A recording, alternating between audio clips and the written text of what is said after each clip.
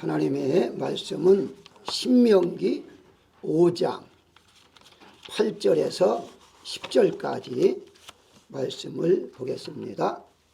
너는 자기를 위하여 새긴 우상을 만들지 말고 위로 하늘에 있는 것이나 아래로 땅에 있는 것이나 땅 밑 물속에 있는 것에 어떤 형상도 만들지 말며 그것들에게 절하지 말며 그것들을 섬기지 말라. 나 내 하나님 여호와는 질투하는 하나님이신즉 나를 미워하는 자의 죄를 갚되 아버지로부터 아들에게로 3, 4대까지 이르게 하거니와 나를 사랑하고 내 계명을 지키는 자에게는 1000대까지 은혜를 베푸느니라. 아멘.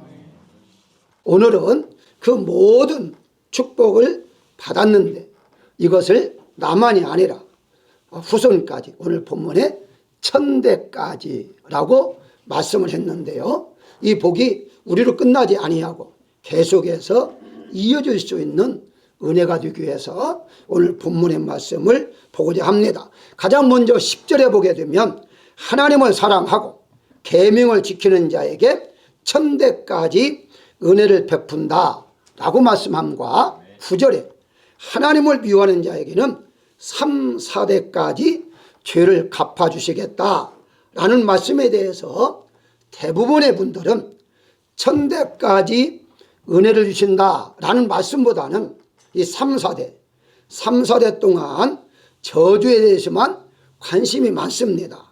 본문의 핵심은요, 하나님께서 벌을 주시기 위한 것이 아니라 무한한 복을 주시기 위해서 말씀하신 것인데, 사람들은, 특별히 또 사단은 하나님 앞에 복 받는 쪽보다는 내가 매를 맞지 않고 벌을 받지 않는 쪽, 이쪽만 신경을 쓰게 하다 보니까 내가 하나님 앞에 받는 복이 엄청난데 그 복에 관심이 없이 살아가는 경우가 있더라는 것이죠.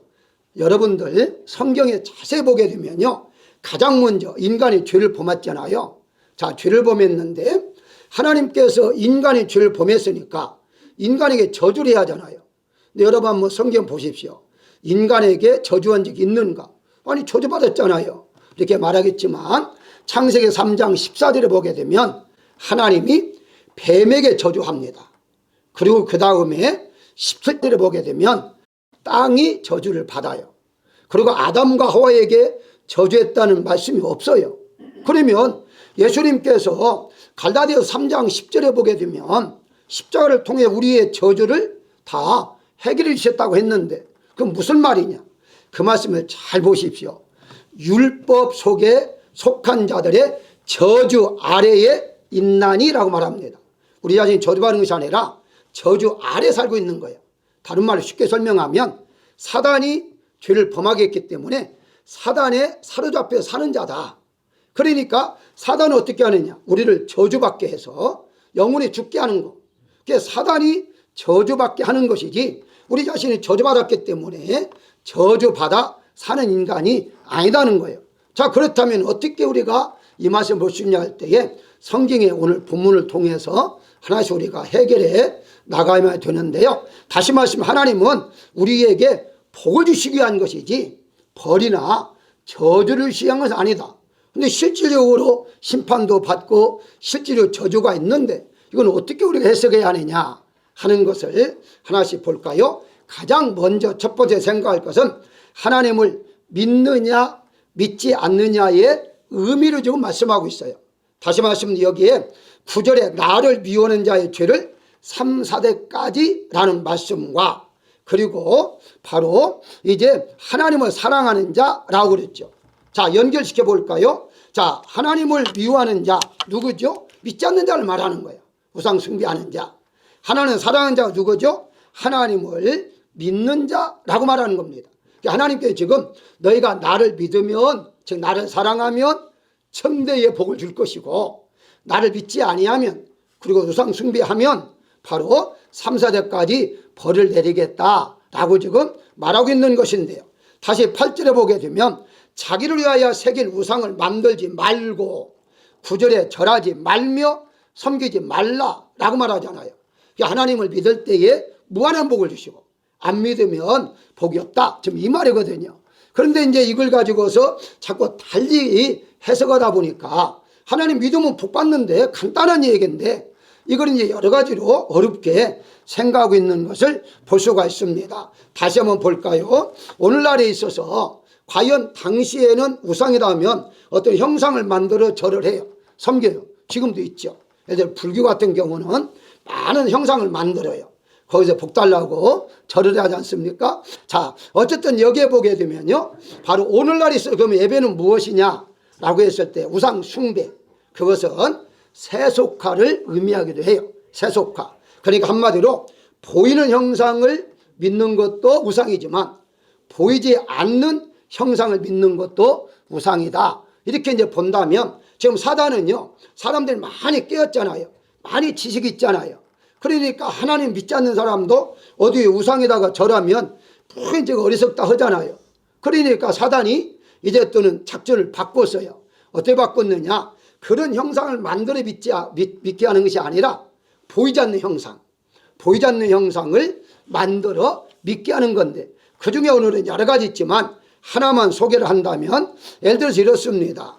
우리가 이제 그 하나님 앞에 복을 받기 위해서는 열심히 해야 한다고 하잖아요. 근데 이제 그 사업하는 사람들 중에서 쉽게 설명하면 그래 사업은 내가 하는 것이지 내가 열심히 노력을 해야 하는 것이지 어떻게 사업장까지 하나님께 맡기느냐. 그러니까 현대인들이 이해를 못하는 것이죠. 언뜻 보면 맞는 것 같잖아요. 근데 전혀 그렇지 않습니다. 여러분 생각해 보실까요? 교회 하나님 계시는 거 믿는다면 가정에 하나님 계신 걸 믿어야만 되죠. 사업장도 하나님 계신 것을 믿어야만 됩니다. 왜냐하면 내 안에 하나님 계시기 때문에 내가 가는 곳곳마다 하나님 거기 계시는 거예요.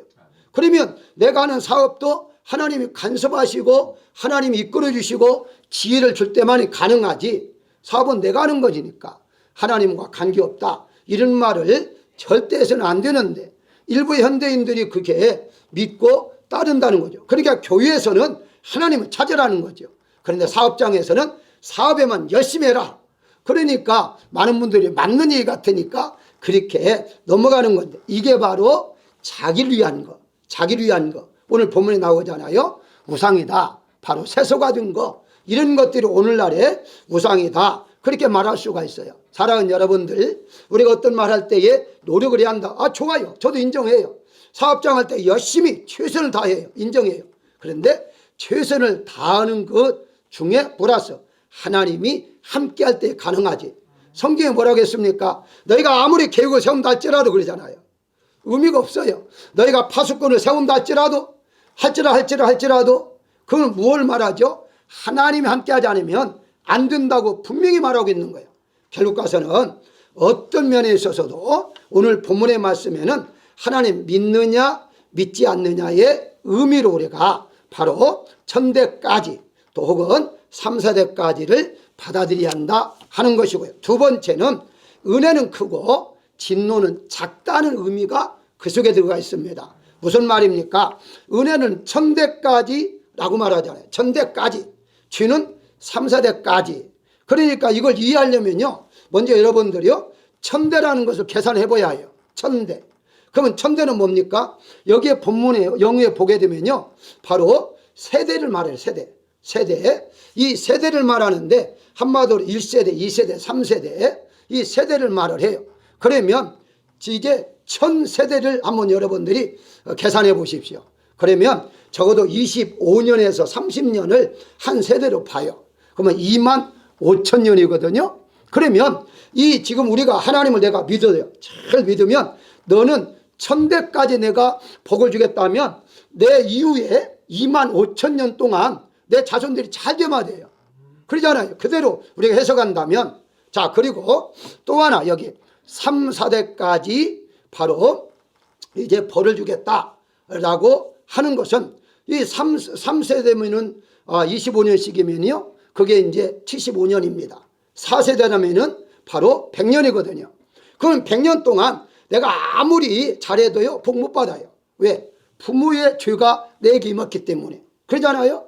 그러면 과연 하나님이 그런 것으로 하기 위해서 지금 말씀하고 있느냐 하는 거예요. 그게 아니다는 거예요. 이거 조금 더 여러분들이 피부에 닿게 제가 돈으로 한번 계산해 보겠습니다. 돈으로 계산 빨리 계산이 되잖아요. 25,000년을 돈으로 계산하면 얼마입니까? 25,000불이잖아요. 그러죠? 나를 사랑하는 자, 즉 나를 믿는 자에게 내가 25,000불을 주겠다. 계산하세요. 나를 믿지 않는 자는 벌금으로 100불을 내라. 자, 여러분 상상이 됩니까? 그럼 하나님이 지금 왜 이런 말 하셨겠어요? 100불 벌금을 받기 위해서 그런 말을 하셨겠습니까? 아니잖아요.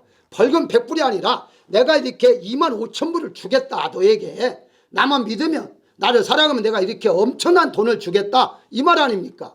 그리고 결국 가서는 이거는 은혜는 너무나 크게 내가 주는데 혹시라도 잘못됐을 때에는 거기에 벌은 받아야 하는데 벌은 하나님이 작게 주겠다 이 말이죠. 그것이 바로 성경에 이걸 자비라고 번역하기도 해요. 은혜를 자비. 하나님 자비하신 분이다. 그래서 바로 이제 잘못했으니까 벌은 주기는 줘야지만 그 잘못된 대로 주면 못 살아요. 우리는 죽어요. 그렇기 때문에 신용만 하나님 하시는 것이고 하나님 말씀대로 살면 엄청나 우리가 헤아릴 수 없는 복을 주시겠다라고 지금 말씀하고 있는 것이죠. 자, 그렇다면 성경적으로 한번 돌아와 볼까요? 다시 성경에서 어떻게 말하고 있는가 하는 겁니다. 창세기로 돌아가십시다. 창세기에서 아담과 하와가 범죄를 했어요. 그때 하나님이 분명히 어떻게 말했습니까? 반드시 죽으리라 그랬어요. 그러면 선악과를 먹었으면 그 자리에 죽어야만 되지 않습니까? 만약에 안 죽었다면 며칠 후에도 혹은 몇 달 후에도 죽어야만 돼요. 그렇죠? 그러면은 왜 숨었겠습니까? 먹으면 죽는다 했으니까 죽을까봐 나무 사이에 숨었다고 그래요. 첫 번째, 하나님께서 죽이려고 선악과를 준 것이 아니다는 것을 제가 말씀을 드리는 거예요. 자, 보십시다. 동상나무에 있는 과일은 다 뭐라고 그랬어요? 그럼 아마 종류대로 따진다면 엄청난 종류입니다. 아마 수천 가지에서 수만 가지의 열매가 있을 거예요. 그 열매는 너 다 먹어라. 그런데 그 중에 하나만 먹지 말아라. 어때요? 하나님 복을 주려고 하는 거 아닙니까? 벌 주려고 하는 게 아니에요. 만약에 벌 주려고 한다면 이 모든 동산의 나무의 과일은 먹지 말고 하나만 먹어라. 그랬다면 그게 벌 주려고 하는 거죠. 그렇잖아요? 하나만 먹으라는데 하나 먹으면 죽어버리잖아요. 그게 벌 주려고 하는 거죠. 하나님 그게 아니다는 거예요. 하나님께 우리에게 시초부터 복을 주시기 위해서 하나님이 말씀하시고 계명을 주신 것인데 이걸 사단이 교묘하게 바꿔놓잖아요. 자, 여기에서 한번 생각해 보십시다. 죄를 범했으면 숨었으면 죽나 보다. 하나님이 원래 뜻이 죽이려겠다면 부를 필요가 없어요. 아담이 어디 있는 줄 몰라서 하나님 불렀겠습니까? 저것들이 이제 죽게 됐으니까 숨었나 보다. 그러면 놓아두면 끝나버리는 거예요. 근데 왜 하나님이 그를 부르셨을까요? 살려주기 위해서 부르신 거예요. 왜냐? 한번 더 이유라 들어보자. 예를 들어서 애들이 잘못했어요. 그럼 혼내주려고 한다면요, 우리만 때리면 돼요. 그런데 어떻게든지 조금 벌을 안 주려고 한다면 자꾸 물어보잖아요. 왜 그랬냐? 너 왜 그랬냐? 자꾸 물으면 어때요? 벌을 안 주려고 하는 거예요. 이유라도 들어가지고 합당하면 그래? 이해하겠다. 이렇게 하려고 하는 거 아닙니까? 그게 첫 번째예요. 하나님이 이 아담을 부르신 것이 첫 번째 복을 주시기 위한 것, 살려주기 위한 것이다. 두 번째 잘 보십시오. 창세기 3장 15절에 뱀에게 하나님 말씀합니다. 여자의 후손과 원수가 되게 하고라고 말합니다. 여자의 후손? 당시 여자는 누굽니까? 하와밖에 없잖아요. 그러면 이 소리를 듣는 순간에 간접적으로 하나님 간접적으로 하와를 살려주시는구나. 여자의 후손이니까. 자기가 죽으면 후손은 어디 있어요? 그러니까 후손을 있게 한다는 말은 안 죽이겠다는 얘기 아닙니까? 놀라운 얘기죠. 그게 살려주겠다는 얘기예요. 그걸로 끝났습니까? 아니에요. 다시 임신을 하게 되면 아이를 갖게 되면 고통을 받을 것이다. 아이를 갖는다는 거예요. 아이를 갖는 무슨 말입니까? 죽지 않는다는 얘기예요. 다시 남편을 통해서 다시 또 이름을 붙여줘요. 어떻게 붙여줍니까? 하와. 그래서 하와라는 이름은 산자의 사람, 산자의 여자, 산자라는 뜻이에요. 난 죽지 않고 살아있는 거구나. 앞으로 살 수 있구나. 지금 하나님께서 부르셨고 뱀에게 본인 임신, 남편 모든 것들이 지금 뭘로 좀 연결됩니까? 살려주겠다는 거예요. 결국 하나님께서는요, 선악과를 주신 것은 바로 벌 주기 위한 것이 아니라, 우리를 죽이기 위한 것이 아니라 살려주기 위해서 역사하셨는데, 사단이 교묘하게 바로 하나님께 너 벌 주기 위해서 죽이려고 선악과 줬잖아, 원래부터 안 줬으면 됐는데 왜 줬어? 이런 식으로 하는 거죠. 오늘날 마찬가지입니다. 눈만 열면 모두가 다 하나님 우리와 함께 해요. 하나님 우리에게 복을 주려고 모든 걸 준비했어요. 근데 사단은 어떻게 합니까? 그것을 보지 못하게 하고 그저 안 되는 거, 어려운 거, 고통스러운 거, 이것들만 자꾸 보게 만드는 거예요. 그러다 보니까 사람이 평안을 누리지 못하고 스트레스를 받을 수밖에 없고, 그러다 보니까 마음이 분노가 일어나 화가 일어나고, 그리고 난 다음에 악행을 저릴 수밖에 없다는 건 아닙니까? 그게 바로 누가 하느냐? 사단이 하고 있다는 거예요. 그래서 여기 수천 대까지의 은혜를 주겠다는 말은 원래부터 하나님께 이렇게 복을 주시려고 작정하시고 말씀하신 거다. 그래서 이 말의 뜻은 은혜는 엄청나게 크고, 그리고 이 진노, 벌은 아주 미미하다, 작다는 것을 알려주는 의미다 라고 보시면 되겠고요. 그 다음에 세 번째 생각할 것은요, 땅이 아니라, 즉 환경이 아니라 사람에게 복을 준다는 의미입니다. 다시 말씀드리면, 구절에 보게 되면 3, 4대까지 이러한 구절은 바로 성경에 한 구절만 있는 게 아니에요. 출애굽기 20장 6절에도 나와 있고요, 민수기 14장 18절에, 신명기 7장 10절에 이런 말씀 동일하게 다 나와요. 똑같이 나와요. 두 가지 말을 합니다. 자, 그리고 결정적으로 신명기 28장에서는 복과 저주에 대해 쭉 설명하잖아요. 왜 하나님 저주를 설명할까요? 아니, 복을 먼저 설명한 거예요. 저주부터 설명한 게 아니에요. 복부터 먼저 설명하고 난 다음에 그렇게 나를 믿지 아니하면, 나를 사랑하지 않으면 이런 저주가 있을 거니까 바로 저주받지 말고 복을 받아라, 이거 아닙니까? 결과서는 여기에서 공통점이 뭐냐 하면은 이렇습니다. 부모의 죄가 자녀에게 전가된다는 것인데, 그잖아요. 부모가 잘못하면 3, 4대까지. 근데 성경에 한번 여러분 잘 보십시오. 정말 하나님께서 부모의 죄를 자녀에게 전가시켰느냐는 거예요. 아니에요. 없어요. 여러분들 잘 보십시오. 없어요. 아니, 있는데요. 그래서 이것 때문에요, 가게 흐르는 저주를 끊어라, 이게 이 책이 엄청나게 베스트셀러가 됐잖아요. 한국에서 엄청나게 좀 들어와 가지고 한동안 지금도 믿는 사람이 있습니다만은, 그러다 보니까 이들의 주장이 뭡니까? 주장이 가난하게 사는 것은 창세기 3장 17절에 하나님께 너로 말미암아 땅이 저주를 받고 라는 말씀. 그러니까 죄를 범했기 때문에 땅이 저주를 받아서 소득이 나오지 않는 거다. 그러니까 이걸 빨리 풀어야 한다, 저주를 풀어야 한다, 이렇게 주장하잖아요. 여러분들, 그 다음에 하나만 더 먼저 소개하고요, 자녀들이 잘 되지 않는 것도 역시 조상들이 하나님 믿지 않는 죄 혹은 악을 행했기 때문에 그 죄가 너희 제 후손에게 임했기 때문에 성경에 3, 4대까지 란 것 때문에 안 되는 거야, 이렇게 좀 말하는 거예요. 그러면 과연 성경에서 그렇게 말하고 있는가 라고 우리가 생각해 보십시다. 이런 말씀을 금방 받아들인 이유가 있어요. 한국은요, 불교에서 말하는 업보라는 게 약 한 3,000년 동안에 계속 불교 문화권에 살았잖아요. 그러니까 업보라는 것이 머릿속에 있어가지고, 아, 조상들이 잘못하면 내가 벌을 받는구나, 이걸 그냥 그대로 받아들인 거예요. 성경은 그렇지 않아요. 성경은 절대 그렇지 않아요. 아니, 어떻게 그렇지 않는가라고 했을 때 다시 한번 보겠습니다. 아브라함 우리가 생각할까요? 아브라함의 아버지가 누굽니까? 여호수아 24장 2절에 보게 되면 다른 신을 섬겼다고 그래요. 자, 그런데 이 다른 신을 섬겼다고 하는데, 그러면 이 아브라함의 아버지가 우상을 만들어 팔았다고 하는데 성경 어디 나오는? 성경은 안 나와요. 그런데 유대 정승, 유대의 나라에서 만든, 맞으면은 전설의 책에는 나와요. 그거 어떻게 나오느냐라고 했을 때, 그 아브라함의 아버지가 만든 우상을 아브라함이 깨뜨렸다라는 말이 나와요. 그게 결국 가서는 아브라함이 아버지 우상을 깨뜨려 버린 거죠. 그래서 이건 아니다 한 거죠. 그래서 그렇게 와전된 것 뿐이다. 어쨌든 자 보십시오. 결국 가서는 뭐냐? 아브라함의 아버지는 하나님 안 믿었다는 얘기죠. 안 믿었으면 아브라함에게 죄가 내려와야 하잖아요.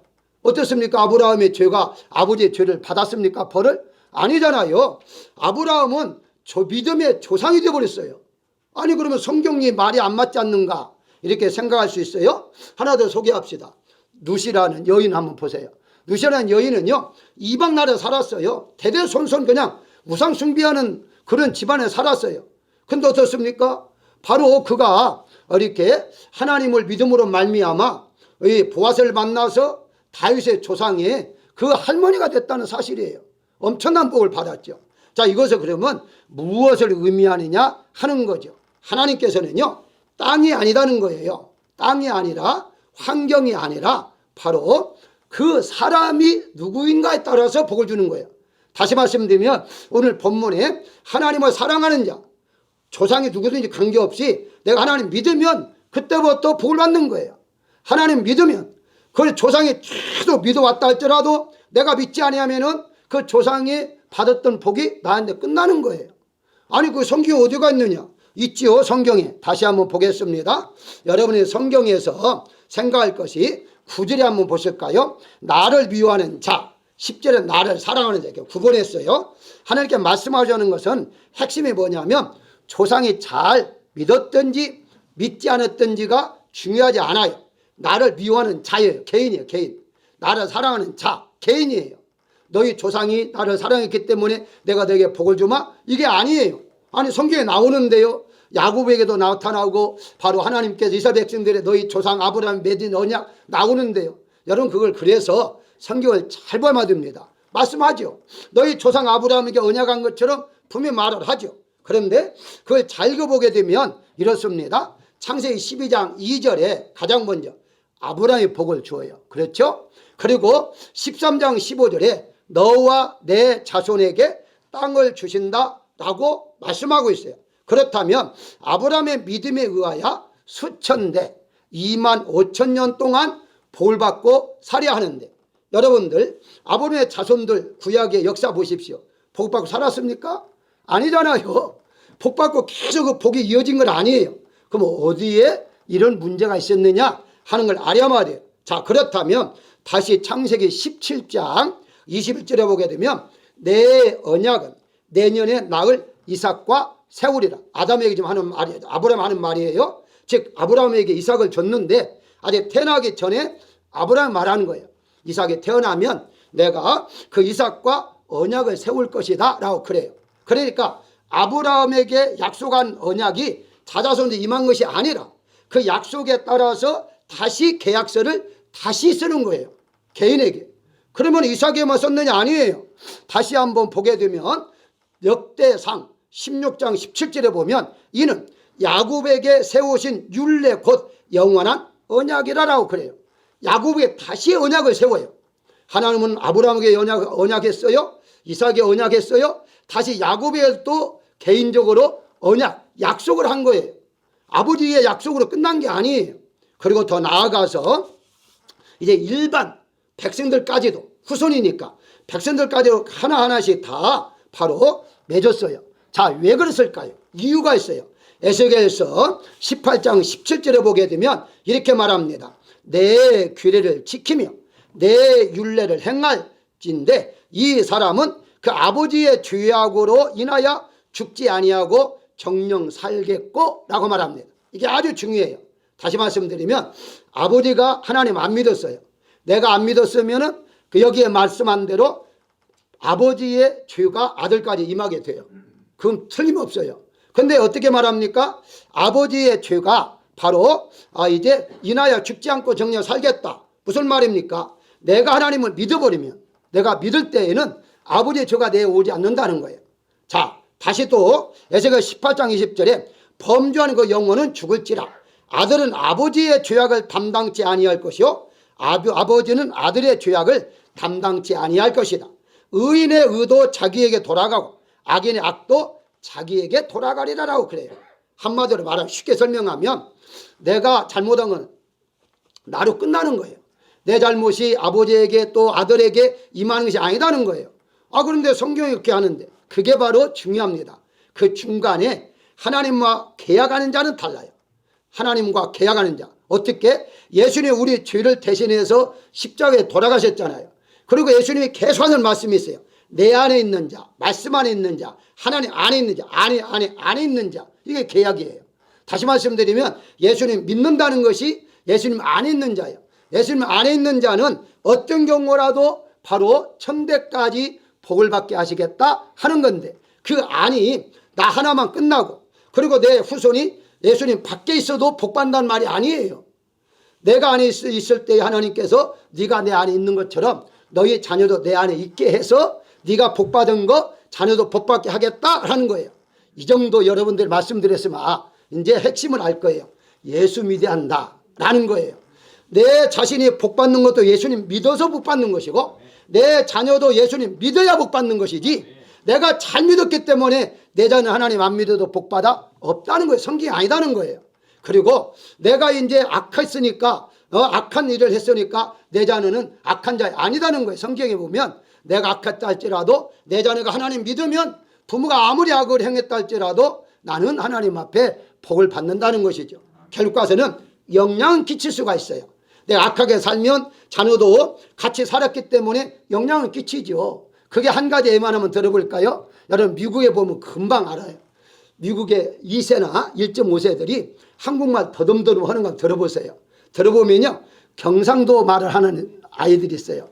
보면 부모가 반드시 경상도예요. 그리고 전라도의 말을 아이가 하면 또 재밌잖아요. 그런데 보면 부모가 전라도 분이에요. 그럼 뭘 말합니까? 같이 살다 보니까 언어가 닮아가요. 아이가 배워요. 그런 영향이 있다 할지라도요, 저주나 축복은 다 개인과 하나님이 약속하는 거예요. 개인과 개인께에 다시 재계약을 하고 다시 재계약을 하고 계약을 하는 거예요. 그래서 하나님을 믿는 것이 포인트죠. 그럼 믿기만 하면 천대까지, 다시 말씀드리면 무한한 복을 하나님 주시겠다고 분명히 말씀하고 있는 것입니다. 결론적으로 말씀을 드리면 이렇습니다. 신학자들은요 이렇게 말을 해요. 노아, 다니엘, 욥을 3대 의인이라 그렇게 말합니다. 어디서 근거가 됐느냐라고 했을 때에 에스겔서 14장 20절에 보게 되면 비록 노아, 다니엘, 욥이 거기 있을지라도 나의 삶을 두고 맹세하노니 그들도 자녀는 건지지 못하고 오직 자기의 의로 자기의 생명만 건지리라 라고 말하고 있어요. 그러니까 여러분들이 자녀가 복받기를 원한다면 어떤 경우나 예수 믿게 만들어요. 다른 방법이 없어요. 안전하 사나 예수 믿어라, 예수 믿어라, 이유 없어요. 그러면 그가 믿으면 하나님이 그에게 다시 약속을 해요. 그의 약속이 출발이 그때 출발이지 나와 출발이 아니에요. 그런데 어떻습니까? 오늘날에 미안합니다만은 부모들은 예수님을 잘 믿는데 자녀를 안 믿는 사람들은 많아요. 참 안타까워요. 자녀를 안 믿으니까 이어서 복을 받았는데 못 받는 거예요. 그러니까 우리가 자녀께는 딴 거 없어요. 내가 뭐 교육을 잘 시키고 이것도 중요하겠죠. 다 중요해요. 그런데 진정 중요한 것은 하나님 믿게 하는 거, 예수님 믿게 하는 거. 그래야만 오늘 본문의 말씀에 천대 이르기까지 하나님께 무한한 복을 주시겠다고 말씀하고 있는 것이죠. 그렇습니다. 우리가 하나님 앞에 천대, 수천대, 이제 세 번역에 보게 되면 수천대로 번역했는데요. 같은 말이에요. 수천대나 천대나 뭐 계산할 수 없는 그런 얘기죠. 그런 많은 은혜를 받는다는 의미는 시간적인 개념이 아니라 하나님의 약속을 하나님 반드시 주겠다는 개념이에요. 그러니까 시간적인 개념을 받아들이면 아무리 잘 믿으면 내가 예수님 안 믿어도 잘 살아야 하잖아요. 아니다는 거예요. 그게 바로 이 말씀은 시간적인 개념으로 말한 것이 아니라 하나님의 약속을 내가 반드시 지켰다. 다시 말씀드리면 나를 믿으면, 나를 사랑하면 성경에 약속한 모든 걸 복을 주겠다 하는 것이고, 나를 안 믿어? 그러면 벌 좀 받아야 해, 이거잖아요. 그러면 결론이 이겁니다. 결론이 뭐냐? 하나님이 우리를 창조하실 때부터 인간에게 하나님 복을 주려고 작정하시고 창조한 거예요. 그러니까 인간을 창조한 다음에 바로 7가지 복을 주잖아요. 생육, 번성, 충만, 다스림, 7가지 복을 주잖아요. 왜 이렇게 줄까요? 복 받기 위해. 너는 내가 복 주기 위해서 내가 창조한 거야. 이걸 느끼면 살아가는 거예요. 여러분들이 하루를 살아갈 때에 어떻게 살아가느냐? 하나님이 나에게 이미 복을 주시기로 약속하고 이 세상에 보낸 사람이야. 나는 복된 사람이야. 복의 근원이야. 나는 복을 받았고 복을 주면서 사는 사람이야. 이렇게 생각하고 여러분 살아가야지. 우리 기독교 중에서 복도 치질이도 없네라는 말은 절대 해서는 안 돼요. 치질이 없다는 말이 안 믿는 사람이 하는 말이에요. 우리 이미 받았다니까요. 예수님 믿는 순간에 약속을 받았어요. 내가 못 느끼는 것 뿐이지 이미 하나님 주신 거예요. 주신 거 받고 살아가면 되는 것이지. 부모 이제 복이 없으니까 남편 복도 없고 자식 복도 없다고 세상 사람이 하는 말이다니까요. 아니, 우리는 끝나요. 부모도 끝나고 나와 같이 하는, 나와 함께 다시 언약을 하는 거예요. 사랑하는 여러분들, 올해 한 해 동안 진정으로 2022년도 하나님 모든 걸 내비 놓으셨습니다. 한 가지를 빠짐없이 모두 받아 누리는 한 해가 되시기를 주의 이름으로 축원합니다.